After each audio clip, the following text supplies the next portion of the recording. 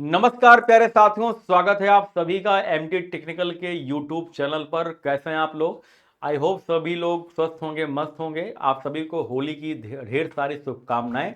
आने वाली होली आपके लिए खूब बढ़िया हो और आप लोग जल्दी से जूनियर इंजीनियर बने। इसी शुभकामना के साथ क्लास को स्टार्ट करते हैं। आज हम लोग देखेंगे बेटा कि कौन से क्वेश्चंस हैं जो आरआरबी जेई के लिए इंपॉर्टेंट हैं आपके सॉइल मैकेनिक्स से और हाईवे इंजीनियरिंग से। उन क्वेश्चंस को हम कवर करने की कोशिश करेंगे। ठीक है, तो आइए आपका टाइम ना लेते हुए क्वेश्चन स्टार्ट करते हैं। पहला क्वेश्चन आपके सामने है कि यू आर गिवन, क्या दिया है आपको जरा देखिए यहां पे। You are given a sample of soil containing coarse grain to determine its water content. What will be you use for this purpose? अगर आपके पास कोर्स ग्रेन सॉइल है तो आपको अगर वाटर कंटेंट निकालना है तो इसके लिए किसका यूज करोगे बेटा? तो आपको पता है किसका यूज करते हैं, पिक्नोमीटर मेथड का। वाटर कंटेंट निकालने का जो पिक्नोमीटर मेथड होता है वो स्पेशली कोर्स ग्रेन सॉइल के लिए यूज करते हैं। और आपके पास जो ओवन ड्राई मेथड होता है वो सभी प्रकार के सॉइल के लिए यूज कर सकते हैं। कैल्शियम कार्बाइड मेथड जो होता है बेटा सबसे जो है क्विकेस्ट मेथड होता है, 5 से 7 मिनट में आपको ये रिजल्ट दे देता है। एल्कोहल मेथड भी आपका क्या होता है कि अगर हम लोग मेथिलेटेड स्पिरिट वगैरह यूज करते हैं तो उससे रेट ऑफ ड्राइंग जो है सॉइल की वो क्या हो जाती है, बढ़ जाती है। आई बात समझ में? क्वेश्चन नंबर 2 पे आते हैं। कह रहे हैं कि वह न्यूनतम जल मात्रा जिसके नीचे मृदा के नमूने का आयतन और अधिक कम नहीं हो पाता है। The smallest water content below which soil sample will not reduce its volume. आपको पता है कि आप सभी ने ये देखा होगा कि इस तरह से हम लोग एक ग्राफ बनाते हैं वाटर कंटेंट और वॉल्यूम के बीच में। जो कंसिस्टेंसी के लिए हम लोग ग्राफ बनाते हैं बेटा, ये होता है ना, सभी ने ग्राफ ये तरह देखा होगा। यहां पर क्या होता है, श्रिंकेज लिमिट, और यहां पर क्या होता है आपका प्लास्टिक लिमिट, और यहां पर क्या होता है बेटा आपका लिक्विड लिमिट होता है। ठीक है ना? तो ये जो श्रिंकेज लिमिट होता है बेटा, आप देख पा रहे होंगे कि इससे श्रिंकेज लिमिट पर सॉइल जस्ट क्या होती है, सैचुरेट होती है। और इसके बाद सॉइल क्या होती है बेटा, सुपर सैचुरेटेड होती है।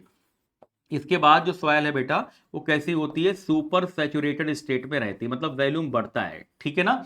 तो क्वेश्चन में कह रहे हैं कि shrinkage limit the smallest water content below which soil sample will not reduce its volume.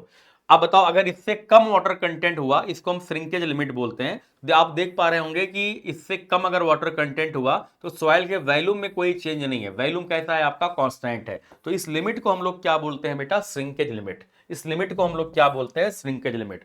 तो श्रिंकेज लिमिट वह मिनिमम वाटर कंटेंट होता है जिससे कम वाटर कंटेंट होने पर सॉइल के वॉल्यूम में कोई चेंज नहीं होता है, और श्रिंकेज लिमिट पर सॉइल जस्ट क्या होती है, सैचुरेट। इसके ऊपर जब जाओगे तो आपकी सॉइल सुपर सैचुरेट हो जाती है। सॉइल के वॉल्यूम में क्या होता है बेटा, चेंज देखने को मिलता है। सॉइल के वॉल्यूम में चेंज देखने को आपको मिलता है। समझ में आया सभी को? क्वेश्चन नंबर 3 देखते हैं।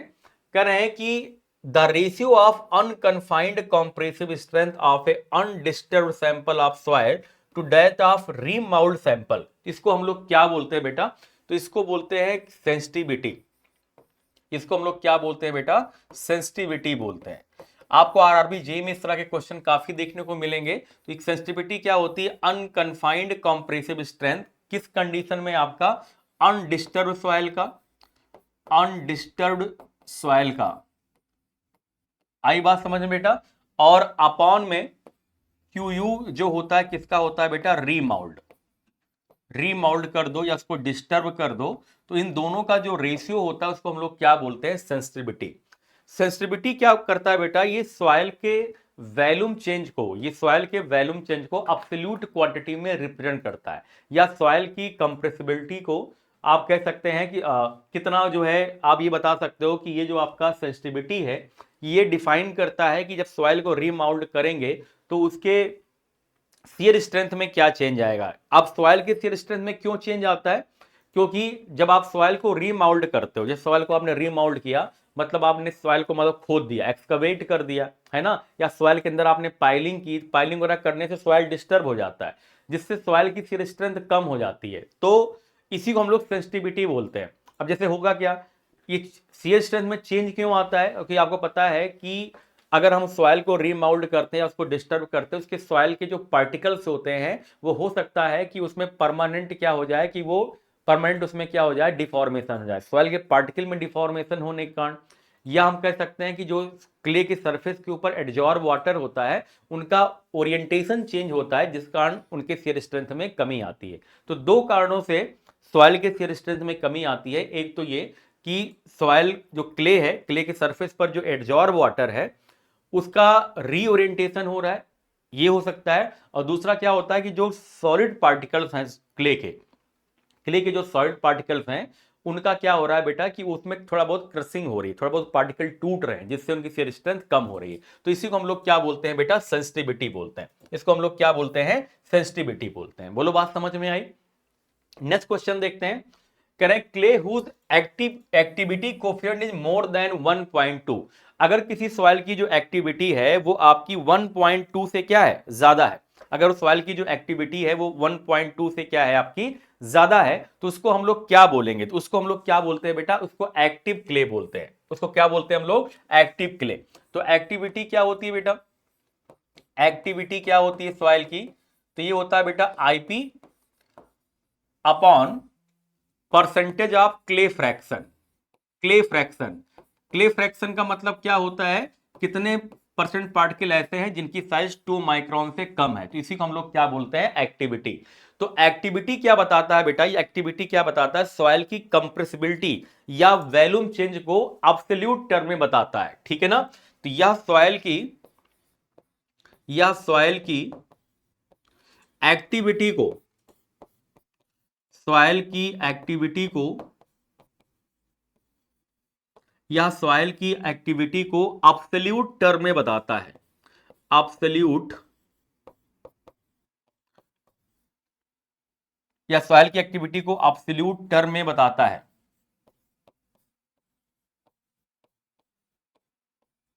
ठीक है ना। अब एक्टिविटी ना करके इसको आप ये भी कह सकते हो, ये सॉइल की कंप्रेसिबिलिटी को, सॉइल की कंप्रेसिबिलिटी को, कंप्रेसिबिलिटी का मतलब होता है वॉल्यूम चेंज। कंप्रेसिबिलिटी को किसमें बताता है बेटा, सॉइल की कंप्रेसिबिलिटी को एब्सोल्यूट टर्म में बताता है। किसमें बताता है बेटा, एब्सोल्यूट टर्म में बताता है, ठीक है ना। तो अगर एक्टिविटी की वैल्यू 0.75 से कम है ना, 0.75 से कम है, तो इसका मतलब वो सॉइल जो है एक्टिव नहीं है, वो सॉइल आपका एक्टिव नहीं है, मतलब क्या होगा, वो इनएक्टिव होगा। कैसा होगा, इनएक्टिव होगा, ठीक है ना। और अगर 0.75 से 1.25 के बीच में है तो इसका मतलब ये नॉर्मल है, इसका मतलब ये क्या है, आपका नॉर्मल है। और अगर ग्रेटर देन आपका 1.25 है तो इसका मतलब ये सॉइल क्या होता है, एक्टिव होता है। ये सॉइल क्या होता है बेटा, एक्टिव होता है, ठीक है ना। जो मोंट मोलिनोनाइट मिनरल्स वगैरह जिसमें पाए जाते हैं उसकी एक्टिविटी काफी ज्यादा होती है, उनकी एक्टिविटी की वैल्यू 7.2 के आसपास होती है या 7 से ज्यादा होती है, तो वो ज्यादा एक्टिव होते हैं, आपको पता है, जिसमें मोंट मोलिनोनाइट मिनरल पाया जाता है। आई बात समझ में। नेक्स्ट क्वेश्चन देखते हैं। कह रहे हैं which one of the following relation is not correct, इनमें से कौन सा रिलेशन करेक्ट नहीं है। आजकल बेटा पेपर के पैटर्न में या पेपर के चलन में क्या है कि क्या नहीं है, ऐसा करके क्वेश्चन पूछते हैं। जैसे E equal to n upon में 1 माइनस एन होता है तो सही है, E equal to W G by S, ये तो सहवाग वाला फॉर्मूला है, सही है। E इक्वल टू क्या लिखा, E अपॉन में 1 माइनस ई, ये तो आपका गलत है। Gamma sat equal to gamma sat G plus e gamma W upon में क्या होता है आपका, देखिए जरा यहां पे E equal to W G by S, तो कह रहा है इसमें से कौन सा गलत है ना। तो E equal to e upon में 1 माइनस ई कुछ नहीं होता, ये भी गलत है। गामा साइड इक्वल टू क्या होता है, G plus e gamma W upon में 1 प्लस ई होता है। अपॉन में क्या होता है बेटा, 1 प्लस ई होता है। आ रही बात समझ में, अपॉन में क्या होता है बेटा, 1 प्लस ई होता है। तो यहां पर क्या है, ये 1 प्लस ई लिखा है, इसको जरा सही करते हैं, इसको जरा सही कर देते हैं। ये आपका 1 प्लस ई है, ये थोड़ा सा टाइपिंग में मिस्टेक है, ये 1 प्लस ई है, G plus e gamma W upon में 1 प्लस ई, क्योंकि एस की वैल्यू 1 हो जाती है, ये गलत है, ये कोई रिलेशन नहीं होता है। तो यही स्टेटमेंट आपका सही हो जाएगा, क्योंकि पूछा है क्या गलत है, तो गलत आपका यही वाला रिलेशन है, बाकी सारे रिलेशन क्या है आपके, सही है। नेक्स्ट क्वेश्चन देखते हैं। करें सॉइल है जो लिक्विड लिमिट कितना दिया है, 32, प्लास्टिक लिमिट दिया 18, श्रिंकेज दिया 8, नेचुरल मॉइस्चर कंटेंट दिया है 22। कह रहा what will be the liquidity index, तो लिक्विडिटी इंडेक्स और प्लास्टिटी इंडेक्स की वैल्यू क्या होगी। तो बेटा लिक्विडिटी इंडेक्स क्या होता है, लिक्विडिटी इंडेक्स क्या होता है, तो इसको आप कहते थे WN माइनस में WP, WN माइनस में WP अपॉन में क्या होता है, IP होता है, अपॉन में IP होता है। WN कितना है, नेचुरल वाटर कंटेंट कितना है, 22% है। प्लास्टिक लिमिट कितना है आपका, 18% है। और IP कितना हो जाएगा, तो WL माइनस में WP करोगे तो 32, और आपका WP कितना है 18, तो 18 2 20 हो गया, और 12 और 2 14, तो ये वैल्यू कितनी हो जाएगी बेटा, 14 हो जाएगी। तो 22 में से 18 गया, कितना हो गया 4, 4 बटे आप 14 कर दो, ठीक है, तो 2 दूना 4, 2 7 14, तो कितना हो जाएगा 0.7 दूनी 14, 6 20 और 7 8 56, तो 0.285, ठीक है। तो वैल्यू कितनी हो गई लिक्विडिटी इंडेक्स की, 0.285, और पीआई कितना हो जाएगा, प्लासिडिटी इंडेक्स कितना हो जाता है, इसको कहते हो आप WL माइनस में WP। ये वैल्यू कितनी होती है बेटा, WL माइनस में WP, ठीक है ना। WL की वैल्यू आपको पता है 32 है, माइनस में 18 है, तो कितना हो जाएगा आपका 14। तो यही आपका बी ऑप्शन आपका क्या हो जाएगा, सही हो जाएगा। समझ में आ गया बेटा, बी ऑप्शन आपका क्या हो जाएगा, सही हो जाएगा। क्लियर। चलिए नेक्स्ट क्वेश्चन देखते हैं, क्वेश्चन नंबर 7। करें एक cohesive soil yield a maximum dry density of 18 kilo newton per metre cube during a standard Proctor compaction test if the specific gravity कितना दिया है 2.65, तो कह रहे वाइड रेशियो क्या हो जाएगा। तो आपको पता है गामा डी इक्वल टू क्या होता है बेटा, जी गामा डब्ल्यू अपॉन में क्या होता है 1 प्लस ई होता है, ठीक है ना। ये गामा डी मैक्स की वैल्यू होती है, ये किसकी वैल्यू होती है बेटा, गामा डी मैक्स की वैल्यू होती है। कितना दे रखा है 18 अपॉन इज इक्वल टू जी की वैल्यू कितना दे रखा है 2.65, और kilo newton per metre cube में दिया है, तो गामा डब्ल्यू की value 10 kilo newton per metre cube होती है। अपॉन में कितना हो गया आपका 1 प्लस ई हो गया, अपॉन में कितना हो गया बेटा 1 प्लस ई हो गया। तो यहां से निकाल लेंगे कि 1 प्लस ई इक्वल टू कितना हो जाएगा 26.5, अपॉन में कितना हो जाएगा 18, ठीक है ना। 26.5 अपॉन में कितना हो जाएगा 18, इसको डिवाइड कर लो, कैलकुलेट कर लीजिए कैलसी से। तो कैलकुलेटर कहां गया भाई, 26.5 और डिवाइड बाई कितना करना है आपको 18, तो ये कितना आ गया 1.4722, कितना आ गया बेटा 1.4722, 1.4722, ठीक है। तो यहां से E की वैल्यू कितनी हो जाएगी बेटा, E की वैल्यू कितनी हो जाएगी, तो आप कहोगे 1.4722 और माइनस में कितना हो जाएगा 1, तो वैल्यू कितनी हो जाएगी 0.4722, 0.4722। चेक करिए सभी लोग, वैल्यू कितनी हो जाएगी 0.4722। समझ में आ रहा है, समझ में आ रहा है बेटा। अगर वैल्यू आप 9.81 ले लोगे तो आपकी 0.44 के करेस्पॉन्डिंग वैल्यू आ भी जाएगी। अगर आप जैसे हम लोगों ने यहां पर 10 ले लिया है ना, तो अगर इसको हम लोग 10 ना लेकर के 9.81 ले ले, अगर इसको हम 9.81 ले लें, जरा देखो इसको अगर हम लोग 9.81 ले लेते हैं तो हो सकता है आंसर आपको एग्जैक्ट मैच कर जाए।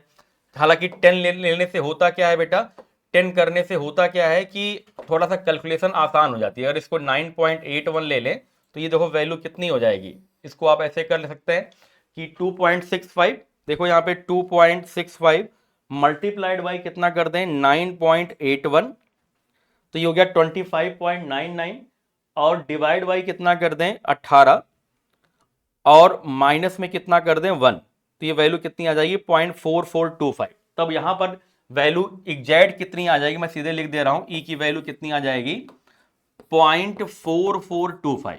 तो देखो 9.81 लेने से आंसर एग्जैक्ट मिल जाता है, तो यहां पर ये वैल्यू लगभग कितनी हो जाएगी 0.444। बोलो बात समझ में आ रही है, बोलो बात समझ में आ रही है सभी को, कोई डाउट किसी को बेटा। तो ये 0.4425 है, ये पूरा आंसर कितना है 0.4425, ठीक है ना। चलिए नेक्स्ट क्वेश्चन देखते हैं।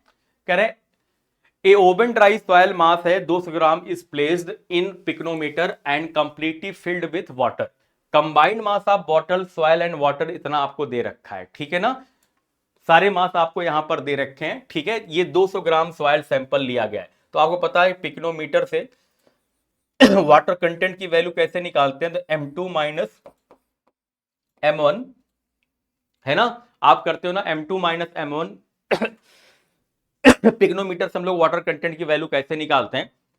आपको निकालना क्या है, आपको इसमें जरा देखिए, बॉटल सॉइल इसका स्पेसिफिक ग्रेविटी निकालना है। तो स्पेसिफिक ग्रेविटी निकालने के लिए क्या करते हैं बेटा, स्पेसिफिक ग्रेविटी निकालने के लिए क्या करते हैं, G equal to M2 minus में M1 अपॉन में M2 माइनस M1 और माइनस में क्या कर देते हैं बेटा M3 माइनस में M4, M3 माइनस में M4।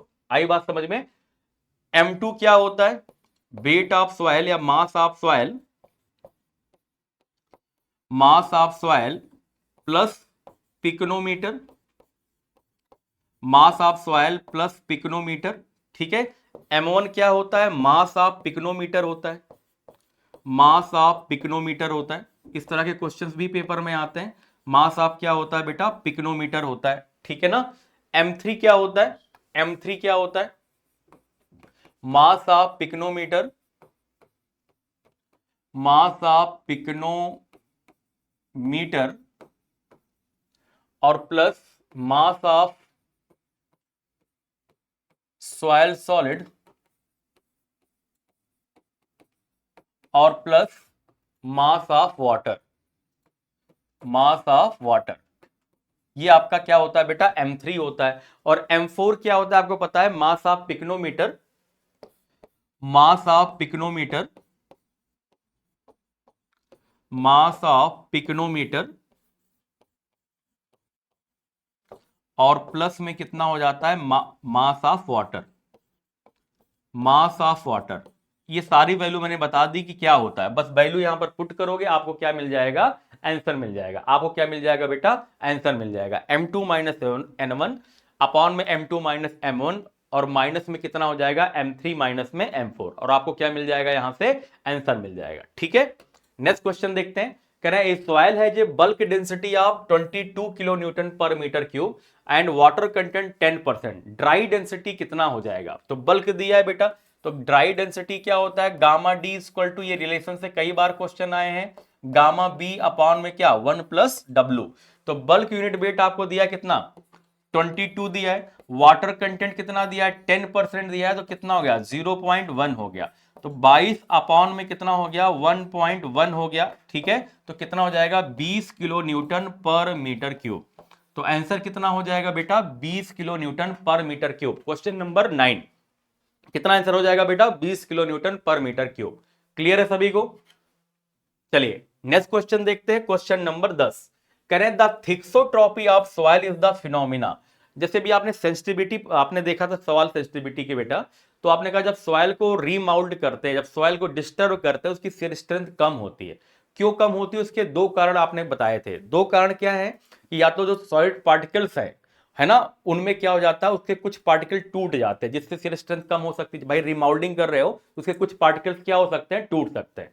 दूसरी बात क्या होती है कि जो क्ले होता है उसके सरफेस पर एडजॉर्ब वाटर होता है, तो उनके मॉलिक्यूल्स का रीओरिएंटेशन होता है, जिससे क्या होता है कि उनकी शियर स्ट्रेंथ कम हो जाती है। ये दो कारण हैं। अब होता क्या है कि सॉइल को रीमाउल्ड करने के बाद अगर उसको कुछ समय के लिए ऐसे छोड़ दो, अगर सॉइल को रीमाउल्ड करने के बाद उसको कुछ समय के लिए ऐसे छोड़ दो, तो सॉइल अपने खोए हुए स्ट्रेंथ का कुछ पार्ट, सॉइल अपने खोए हुए स्ट्रेंथ का कुछ पार्ट रीगेन कर लेती है। क्या कर लेती है बेटा, रीगेन कर लेती है। इसी को हम लोग बोलते हैं थिक्सोट्रॉपी। तो पूरा शियर स्ट्रेंथ रीगेन नहीं कर पाएगी, कुछ पार्ट रीगेन कर लेगी, फिर से अपने खोए हुए शियर स्ट्रेंथ का कुछ पार्ट क्या कर लेगी, प्राप्त कर लेगी। इस प्रॉपर्टी को हम लोग क्या बोलते हैं बेटा, थिक्सोट्रॉपी बोलते हैं। क्या बोलते हैं, थिक्सोट्रॉपी। आई बात समझ में। अब ये कुछ पार्ट रीगेन क्यों कर लेती है, ऐसा इसलिए होता है बेटा क्योंकि जो अभी आपने कहा कि वाटर का रीओरिएंटेशन होता है, वो वाटर जो है फिर से अपने आप को बैलेंस करता है, जिससे वो खोए हुए पार्ट का कुछ शियर स्ट्रेंथ फिर से क्या कर लेती है, रीगेन कर लेती है, ठीक है ना। तो इस प्रॉपर्टी को हम लोग क्या बोलते हैं बेटा, थिक्सोट्रॉपी बोलते हैं, ठीक है। तो कह रहे हैं कौन सी फिनोमिना है, thickening of soil particle with water, cohesion of soil particle in optimum moisture, rotation of soil particle into more stable states which occur the remolding process। यही वाला हो जाएगा।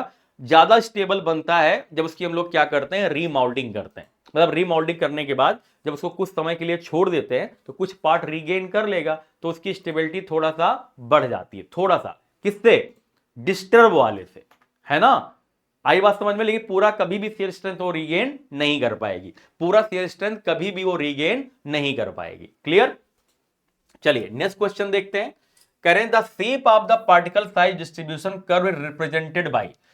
पार्टिकल साइज डिस्ट्रीब्यूशन का जो शेप है वो किससे रिप्रेजेंट होता है बेटा? यूनिफॉर्मिटी कोफिशिएंट से। CU इक्वल टू क्या होता है आपको पता है? D60/D10, D60/D10 यूनिफॉर्मिटी कोफिशिएंट के द्वारा बेटा हम लोग क्या करते हैं? शेप ऑफ पार्टिकल, अच्छा आपसे क्या पूछा है? Shape of particle size distribution, नहीं shape of particle size distribution पूछा है ना? आपको ये नहीं पूछा है, रेंज नहीं पूछा है, क्या पूछा है? शेप पूछा है बेटा। क्या पूछा है आपसे? शेप पूछा है। तो शेप का मतलब क्या होता है कि सीसी की बात कर रहा है, D30 का स्क्वायर अपॉन में D60 इंटू D10, ये होता है आपका सीसी की वैल्यू, D30 स्क्वायर अपॉन में D60 इंटू D10। तो जो कोफिशिएंट ऑफ कर्वेचर है बेटा, ये पार्टिकल साइज डिस्ट्रीब्यूशन के शेप को बताता है। ये पार्टिकल साइज डिस्ट्रीब्यूशन के क्या बताता है बेटा? शेप को बताता है। और आपको पता है कि अगर सॉइल वेल ग्रेड हुआ तो सीसी की वैल्यू कितनी होती है? 1 से 3 के बीच में होती है। किसके लिए? वेल ग्रेडेड सॉइल के लिए। वेल ग्रेडेड सॉइल के लिए जो सीसी की वैल्यू होती है वो 1 से 3 के बीच में होती है। किसके बीच में होती है बेटा? 1 से 3 के बीच में होती है। क्लियर हुआ? तो शेप को कौन बताता है? Coefficient of curvature. Particle size range को कौन बताता है? वो कोफिशिएंट ऑफ यूनिफॉर्मिटी होता है। पार्टिकल साइज रेंज को कौन बताता है बेटा? वो कोफिशिएंट ऑफ यूनिफॉर्मिटी होता है। ठीक है ना? चलिए नेक्स्ट क्वेश्चन देखते हैं।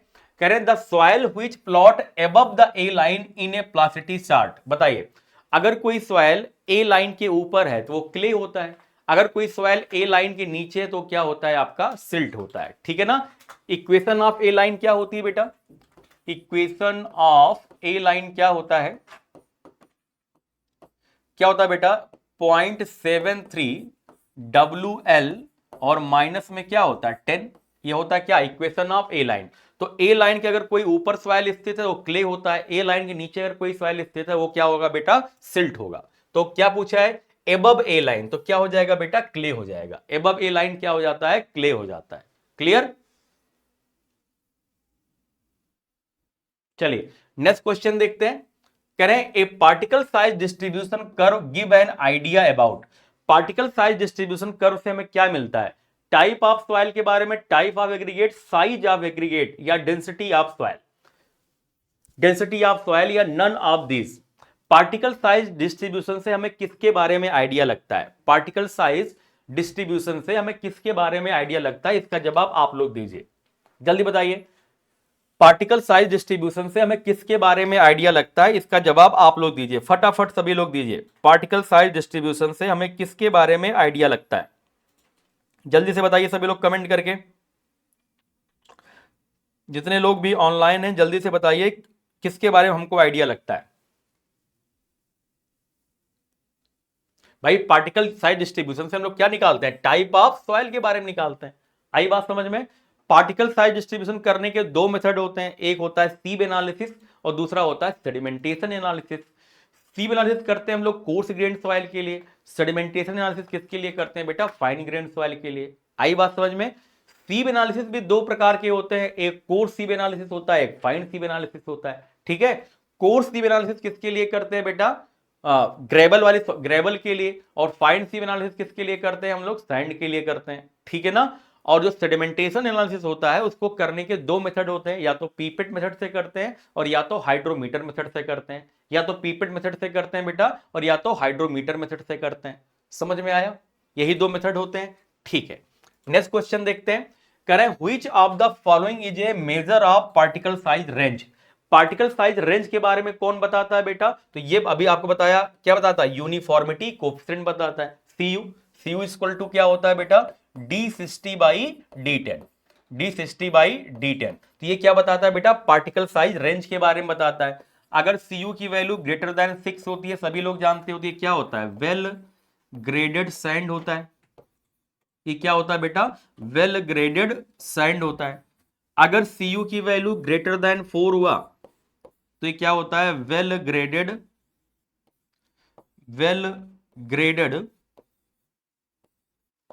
ग्रेवल होता है। आई बात समझ में?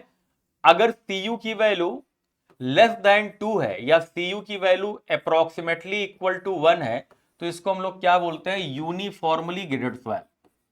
यूनिफॉर्मली ग्रेडेड सॉइल बोलते हैं। यूनिफॉर्मली ग्रेडेड सॉइल का मतलब क्या होता है, सभी सॉइल एक ही साइज के हों, सभी सॉइल लगभग एक ही साइज के हों, सभी सॉइल के पार्टिकल्स, तो इसको हम लोग क्या बोलते हैं बेटा, यूनिफॉर्मली ग्रेडेड सॉइल बोलते हैं, ठीक है ना।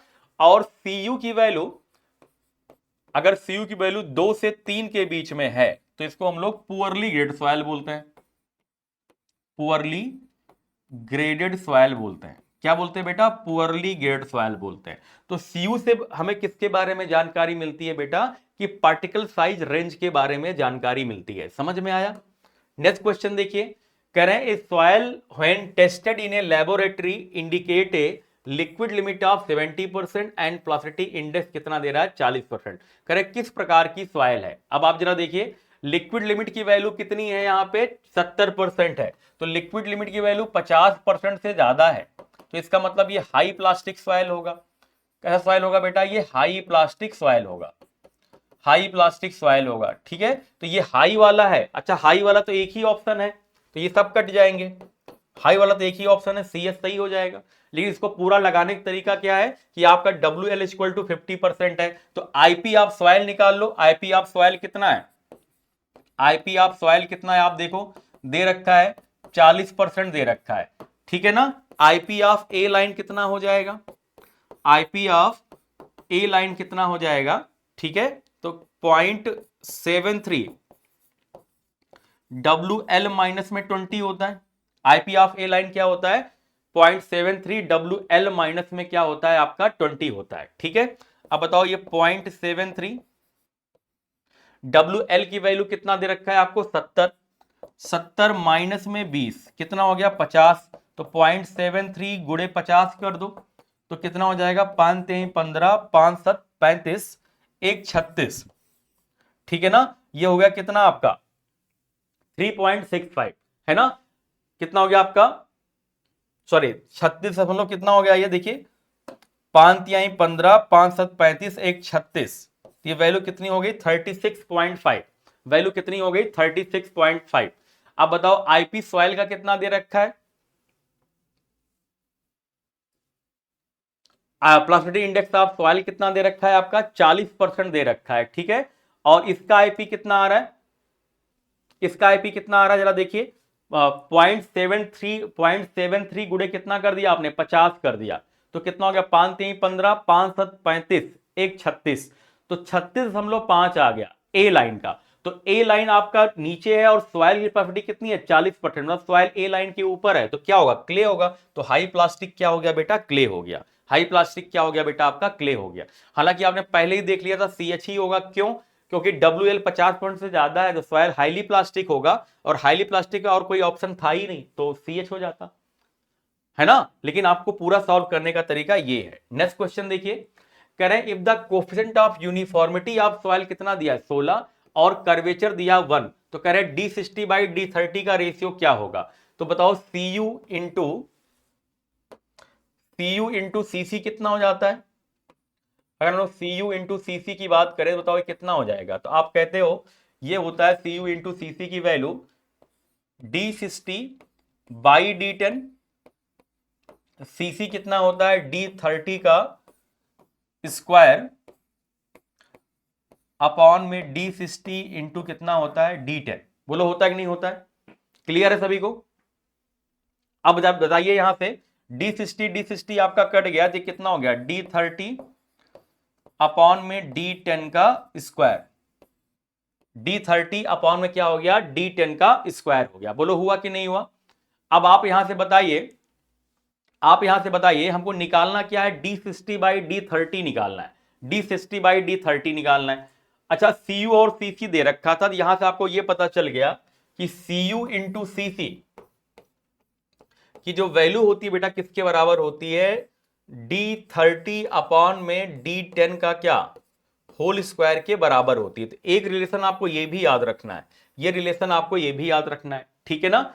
अब यहां से आपको निकालना क्या है, d60/d30 निकालना है, d60/d30 निकालना है। तो आप cu अपॉन में cc कर दो। अगर आप cu अपॉन में cc कर दोगे तो यहां से आपको क्या मिल जाएगा, cu इंटू सीसी की वैल्यू कितनी है, cu इंटू सीसी की वैल्यू कितनी है। और अगर आपसे मैं बोल दूं कि cu अपॉन में cc की वैल्यू कितनी है तो कितना हो जाएगा, cu अपॉन में cc की वैल्यू कितनी हो जाएगी। तो आप बताइए ये कितना हो गया, d60/d10, और ये कितना हो जाएगा d30 का स्क्वायर, d30 का स्क्वायर अपॉन में होता है d60 into d10, d60 into कितना होता है d10। बताओ d10 क्या हो गया, कैंसिल आउट, तो ये कितना हो गया d60 का स्क्वायर अपॉन d30 का स्क्वायर। देखो d60 का स्क्वायर अपॉन में d30 का स्क्वायर। अब बताओ d60 अपॉन में d30 का स्क्वायर अगर आपको पता चल गया तो निकाल सकते हैं ना। देखो यहां पे, देखो यहां पे सभी लोग, d60 अपॉन में d30 का स्क्वायर ये किसके बराबर हो गया बेटा, ये भी रिलेशन आपको याद रखना है। इससे क्या हो जाएगा, cu अपॉन में क्या, cc। cu की वैल्यू कितना दे रखा है आपको, क्वेश्चन में दे रखा है cu की वैल्यू 16 और इसकी वैल्यू कितना दे रखा है 1। तो ये 16 अपॉन में 1 हो गया। तो बताओ d60/d30 की वैल्यू कितनी हो जाएगी, d60 अपॉन में d30 की वैल्यू कितनी हो जाएगी, तो आप कहोगे 4 हो जाएगी। तो आपको ये रिलेशन, दो रिलेशन आपको मिल गए, एक कभी कभी इससे पूछता है और कभी कभी आपको इससे पूछता है। तो वैल्यू कितनी आ जाएगी बेटा 4। तो ये दोनों रिलेशन आपके लिए इंपॉर्टेंट है, एक ये वाला और ये वाला। अगर d30/d10 का रेशियो मिलता है तो आप ये निकालोगे, और अगर d60/d30 का रेशियो मिलता है तो आपको ये निकालोगे। आंसर कितना हो जाएगा आपका 4। आंसर कितना हो जाएगा आपका 4। बोलो बात समझ में आई सभी को, आंसर कितना हो जाएगा बेटा आपका 4। क्लियर हुआ, कोई डाउट किसी को, किसी कोई डाउट,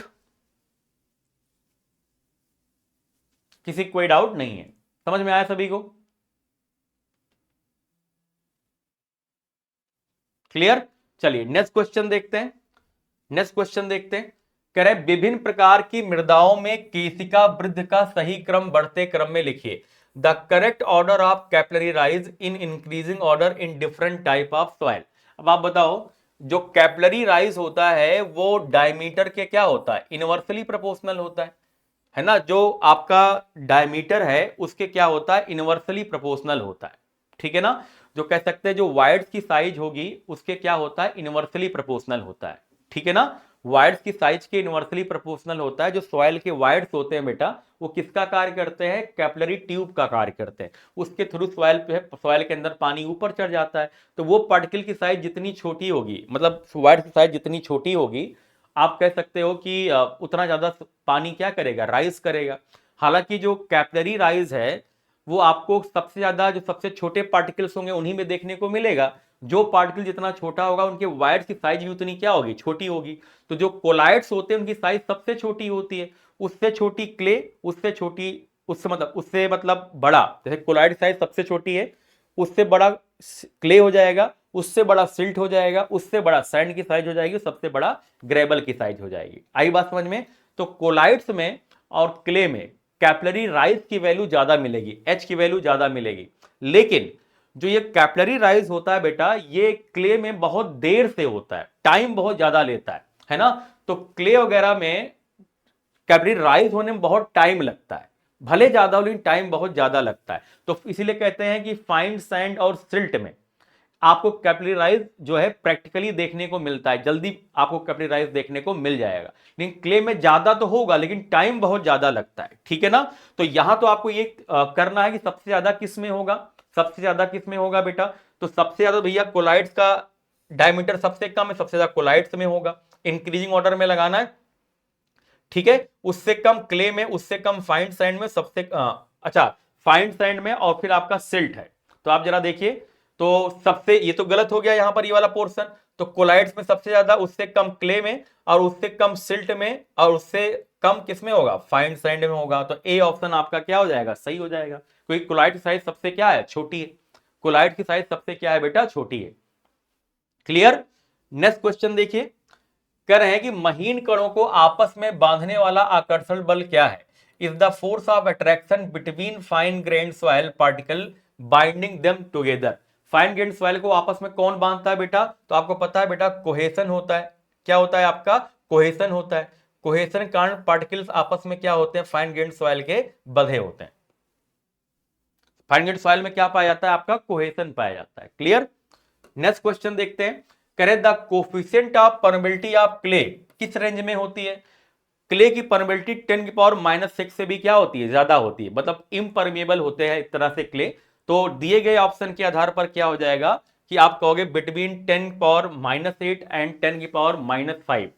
आई बात समझ में। दिए गए ऑप्शन के आधार पर आप कह सकते हो कि क्या हो सकता है कि भाई लेस देन आपका क्या होता है 10⁻⁸। जैसे आपने कहा कि जो क्ले की परमेबिलिटी होती है वो आपकी लेस देन 10⁻⁻6 होती है, या बहुत लोग इसको 10⁻⁻7 भी बोलते हैं। 10⁻⁻7 सेंटीमीटर पर सेकेंड से भी क्या होती है, कम होती है। बोलो बात समझ में आ रही है।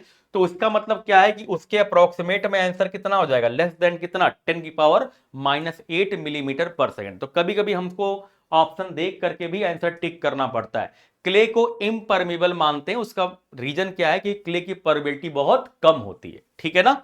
चलिए नेक्स्ट क्वेश्चन देखिए, current due to rise of temperature the viscosity and unit weight of the percolating fluid are reduced to 75% and 97% respectively. करे other thing being constant, calculate the percentage change in the coefficient of permeability। तो आपको पता है K की जो value है वो किसके बराबर होती है, CD10 का स्क्वायर, ये रिलेशन आपने पढ़ा होगा, EQ अपॉन में 1 plus E into gamma W upon में म्यू, है ना। तो गामा W और म्यू की बात कर रहा है बेटा, यूनिट वेट और विस्कोसिटी चेंज हो रही, बाकी सब तो कांस्टेंट है। तो K किसके प्रोपोर्शनल हो गया, इसके आधार पर गामा W अपॉन में म्यू के। तो यहां से लिख सकते हैं ना K2/K1 की वैल्यू क्या हो जाएगी, तो आप कहोगे गामा W2 अपॉन में गामा W1, क्योंकि डायरेक्टली प्रोपोर्शनल है, और इनटू क्या हो जाएगा, μ1 अपॉन में क्या हो जाएगा, μ2 हो जाएगा। बोलो लिख सकते हैं नहीं लिख सकते हैं, बोलो बेटा लिख सकते हैं नहीं लिख सकते हैं, बिल्कुल लिख सकते हैं। ठीक है ना। अब यहां पर देखिए गामा W2 कितना हो जा रहा है, विस्कोसिटी यूनिट वेट, तो विस्कोसिटी और यूनिट वेट कितना हो रहा है, 97% हो रहा है। मान लेते पहले यूनिट वेट गामा W था, अभी उसका 0.97 हो गया, कितना हो गया 0.97 आप गामा W। मान लेते हैं गामा W1 की वैल्यू कितनी है, गामा W हो गया। ठीक है। मान लेते हैं म्यू की वैल्यू, μ1 की वैल्यू म्यू थी, बाद में कितना हो गया रिड्यूस होकर 0.75 टाइम्स ऑफ म्यू बचा, 75% बचा। अब इसको सॉल्व कर लिए, गामा W कैंसिल आउट, और 0.97 को इससे आप डिवाइड कर दिए। बताइए आंसर K2 की वैल्यू कितनी आ जाएगी, तो आप कहोगे 1.29 आ गया। वैल्यू कितनी आ गया, 1.29314, ये आंसर आएगा। तो यहां से K2 की वैल्यू कितनी हो जाएगी, तो आप कहोगे 1.29314 टाइम्स ऑफ क्या, K1। तो इसका मतलब K2 की वैल्यू बढ़ जाएगी, परमेबिलिटी की वैल्यू बढ़ जाएगी। कितनी बढ़ जाएगी, तो अप्रोक्सीमेटली कितना बढ़ जाएगा, 29.3। तो इसको आप 29.5% बोल सकते हो कि अप्रोक्सीमेटली बढ़ जाएगा। तो कितना इंक्रीज कर जाएगा, 29.5%। आई बात समझ में, कितना बढ़ जाएगा बेटा, 29.5%। क्लियर। चलिए नेक्स्ट क्वेश्चन देखते हैं, कह रहे the ratio of specific yield to specific retention of an porosity of 50%। कह रहा है स्पेसिफिक इल्ड और स्पेसिफिक रिटेंशन की वैल्यू आपको दिया है, ठीक है ना, इसका रेशियो दिया है। स्पेसिफिक इल्ड कितना है, SY, रिटेंशन SY अपॉन में SR, ठीक है, कितना दिया है 1.5 दिया है, ये वैल्यू कितना दिया है 1.5। तो यहां से इल्ड, स्पेसिफिक इल्ड कितना हो जाएगा 1.5 टाइम्स ऑफ क्या, स्पेसिफिक रिटेंशन। दोनों में रिलेशन पता चल गया आपको, बोलो बात समझ में आ रही है। अब बताओ SY और प्लस में SR, ये पोरोसिटी के बराबर होता है, सॉइल की पोरोसिटी के बराबर होता है, और ये परसेंटेज में कितना है, मान लेते हैं 50% है। अब आप बताइए यहां से SY की वैल्यू कितनी है 1.5 टाइम्स ऑफ SR, और प्लस में SR, ये कितना हो गया 50%। तो ये कितना हो गया 2.5 of S R is equal to 50। तो आप यहां से बताओ एस आर की वैल्यू कितनी हो जाएगी, तो आप कहोगे 50 डिवाइड बाई 2.5, या इसको लिख सकते हैं 500 डिवाइड बाई 25। तो कितना हो गया ये 20% हो गया। कितना हो गया ये 20%। अब एस आर की वैल्यू 20% हो गई तो एस वाई कितना हो जाएगा, एस वाई कितना हो जाएगा, एस वाई की वैल्यू कितनी हो जाएगी, तो आप कहोगे 1.5 टाइम्स ऑफ एस आर है ये। एस आर कितना है बेटा 20 है, तो 15 शून्य शून्य 15 दूना 30, तो ये वैल्यू कितनी हो जाएगी 30%। तो आंसर कितना आ गया आपका 30%। बोलो बात समझ में आई, वैल्यू कितना आ जाएगा बेटा 30%। क्लियर हुआ, वेरी गुड, सभी को क्लियर है बेटा। नेक्स्ट क्वेश्चन देखते हैं, कह रहे हैं which of the following is most suitable for determination of Chica clay permeability. Chica मतलब वही क्ले, क्ले की बात कर रहे हैं बेटा। अगर आपको क्ले की परमेबिलिटी निकालनी है तो उसके लिए कौन सा टेस्ट करते हैं हम लोग, तो उसके लिए बेटा हम लोग क्या करते हैं, फॉलिंग हेड परमेबिलिटी टेस्ट करते हैं, है ना। कांस्टेंट हेड परमेबिलिटी टेस्ट किसके लिए करते हैं, वो होता है आपका कोर्स ग्रेन सॉइल के लिए, और फॉलिंग हेड परमेबिलिटी टेस्ट किसके लिए सुटेबल होता है लेबोरेटरी में, फाइन ग्रेन सॉइल के लिए सुटेबल होता है। आई बात समझ में, क्लियर है सभी को। Pumping in and pumping out test जो है आपका, ये कैसा मेथड है, ये फील्ड मेथड होता है। ये कैसा मेथड होता है बेटा, फील्ड मेथड होता है, ठीक है ना। कांस्टेंट हेड जो है किसके लिए करते हैं, कोर्स ग्रेन सॉइल के लिए, कोर्स ग्रेन्ड सॉइल के लिए। चलिए नेक्स्ट क्वेश्चन देखते हैं, कह रहे हैं according to Hazen approximation of permeability of sand if the effective diameter दिया है कितना 0.2 सेंटीमीटर, तो परमेबिलिटी कितना हो जाएगा, तो परमेबिलिटी भैया कितना हो जाता है 100 D10 का स्क्वायर होता है ये। के की वैल्यू किस में आती है बेटा, सेंटीमीटर पर सेकेंड में, है ना। और D10 की वैल्यू भी किस में रखते हैं, सेंटीमीटर में रखते हैं। अब बताओ यहां वैल्यू पुट कर दो, 100 मल्टीप्लाइड बाई D10 कितना है 0.2 का स्क्वायर, तो 2 दूना 4 हो गया, तो 100 मल्टीप्लाइड बाई 0.04, है ना। तो 4 शून्यम शून्य 4 शून्यम शून्य 4 एकन्नम 4, वैल्यू कितनी आ जाएगी बेटा 4 सेंटीमीटर पर सेकेंड। वैल्यू कितनी आ जाएगी बेटा 4 सेंटीमीटर पर सेकेंड। क्लियर। नेक्स्ट क्वेश्चन देखते हैं, करें permeability continue to decrease with the increase in dry density of compacted soil. करें कि परमेबिलिटी लगातार डिक्रीज करती है जैसे से आपका ड्राई डेंसिटी की वैल्यू क्या करती है, इंक्रीज करती है। आपको पता है कि अगर हम लोग जो है ग्राफ खींचते हैं वाटर कंटेंट और ड्राई डेंसिटी के बीच में, तो आपने कंपैक्शन कर्व इस तरह से बनाया होगा, ठीक है। तो ये होता है आपका ऑप्टिमम मॉइस्चर कंटेंट, और ये होता है आपकी dry density. Gamma D max की वैल्यू यहां पर मिलती है, गामा डी मैक्स की वैल्यू आपको यहां पर मिलती है, ठीक है ना।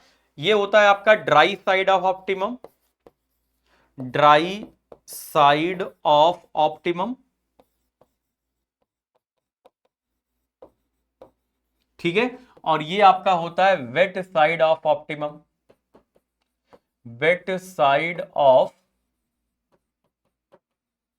ऑप्टिमम होता है, ठीक है ना। अब आप जरा बताइए ड्राई साइड ऑफ ऑप्टिमम में स्ट्रक्चर कैसा होता है, फ्लोकुलेटेड, ये भी याद रखिएगा, क्वेश्चन पूछ सकते हैं। इधर स्ट्रक्चर फ्लोकुलेटेड होता है और इधर स्ट्रक्चर कैसा मिलता है आपको, डिस्पर्स मिलता है।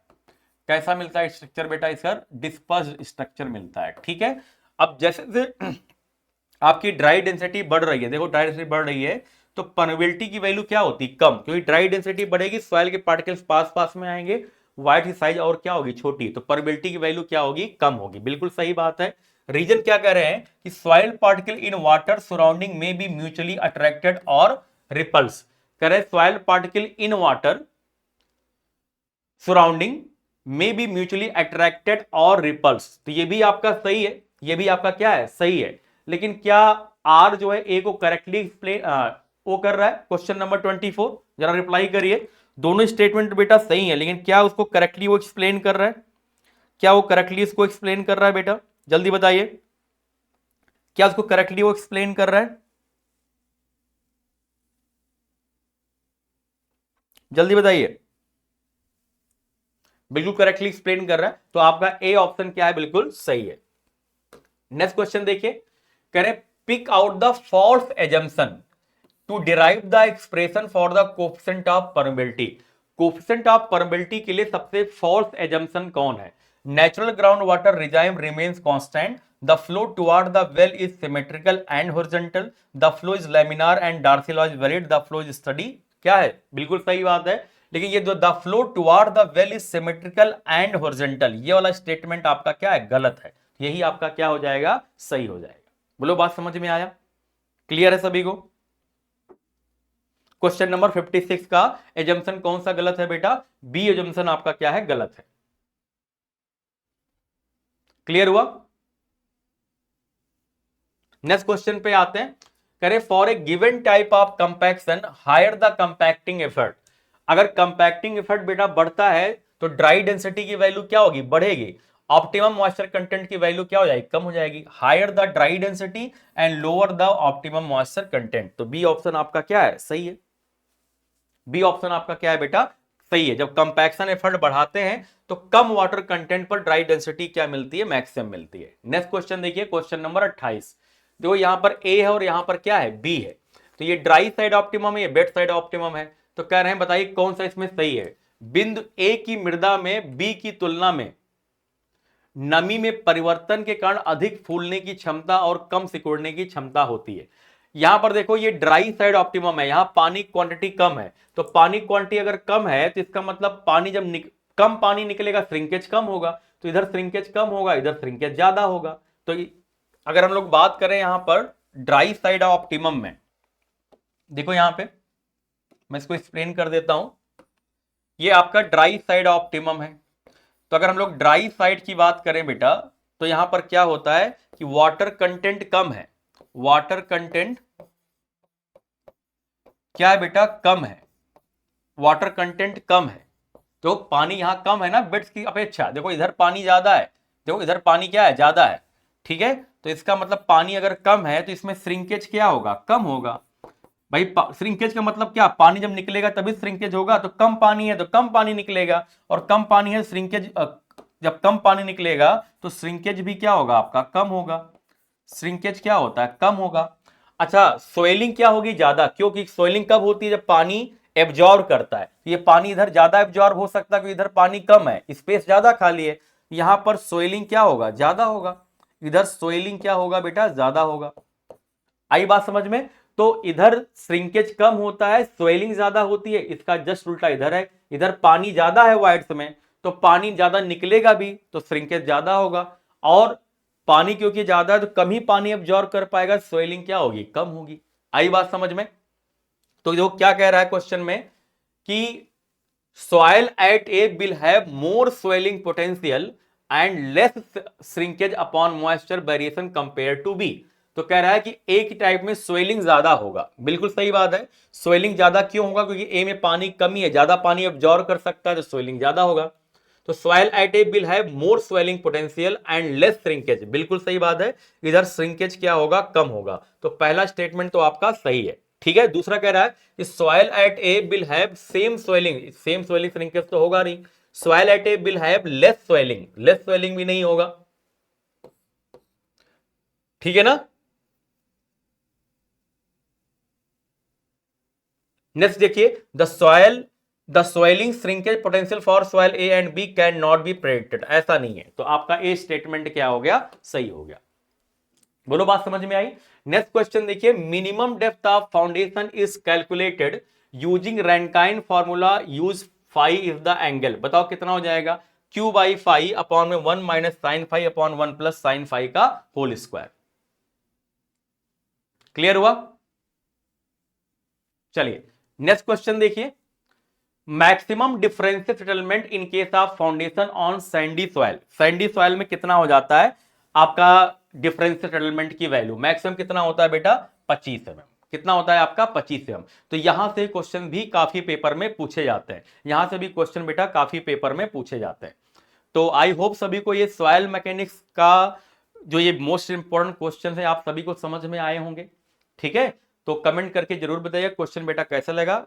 चैनल पे अगर आप नए हैं तो चैनल को जरूर सब्सक्राइब कर लीजिए। मिलते हैं हम लोग नेक्स्ट क्लास में। ठीक है, आप सभी को होली की ढेर सारी शुभकामनाएं। थैंक यू सो मच बेटा।